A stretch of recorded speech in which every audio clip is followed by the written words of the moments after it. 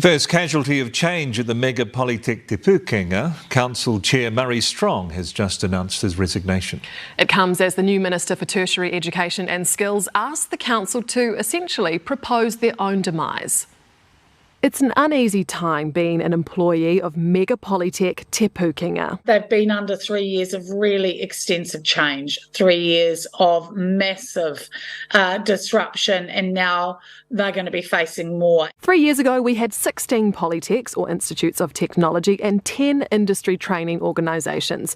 They combined in some form into Te Pūkenga with a new head office. The actual work is still happening in the polytechnics, so they are still doing everything that they've always been doing, but they just didn't have any power to make any decisions. That was all sitting with highly paid people in a bloated head office. It's some of those roles the Minister says are superfluous and would like Te Pūkenga's council to propose a way forward. Is it a bit sad that you've tasked the people in head office to kind of come up with their own demise?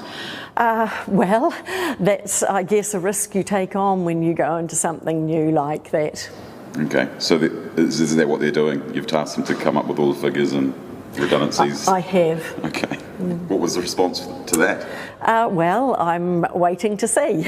The Minister has given the Council her letter of expectations. It includes confirmation Cabinet has agreed to disestablish the organisation, so Te Pūkenga shouldn't be making any immediate decisions to make that harder. She also wants more decision-making at the regional level and wants a report by next Friday on how that can be achieved. The union says the Minister, who used to be the CEO of a polytech, should already have a plan. If they are going to tear things down, then they should have a plan of how to build them back up straight away. But Penny Simmons isn't without ideas. She wants 8 to 10 polytechs and a central entity to oversee the training organisations with some shared services for all.